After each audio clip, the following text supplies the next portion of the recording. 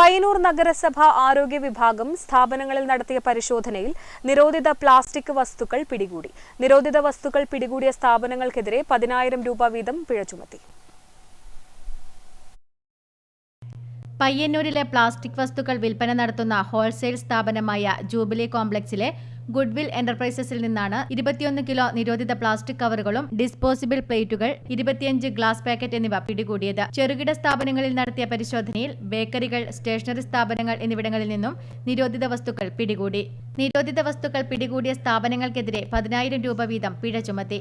ഒറ്റത്തവണ ഉപയോഗിക്കുന്ന പ്ലാസ്റ്റിക് വസ്തുക്കൾ വിൽപ്പന നടത്തുന്ന സ്ഥാപനങ്ങൾക്കെതിരെ ആദ്യ തവണ 10,000 രൂപ പിഴയും, കുറ്റം ആവർത്തിക്കുന്ന പക്ഷം 25,000 രൂപ മുതൽ 50,000 രൂപ വരെയും, തുടർന്ന് പ്രോസിക്യൂഷൻ ഉൾപ്പെടെയുള്ള കർശന ശിക്ഷാ നടപടികൾ സ്വീകരിക്കുമെന്നും നഗരസഭാ clean city manager AV Madhusoodanan അറിയിച്ചു.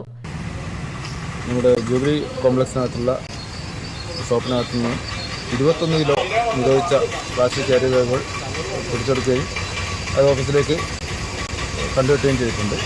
ഇനി തുടർന്ന് അങ്ങോട്ടും ശക്തമായ പരിശോധന നടത്തുന്നതും കണ്ടെടുത്ത സ്ഥാപനങ്ങൾക്കെതിരെ പിഴയും പ്രോസിക്യൂഷൻ അടക്കമുള്ള ശിക്ഷാ നടപടികൾ കൈക്കൊള്ളുന്നതായിരിക്കും. Network news, Payyanur.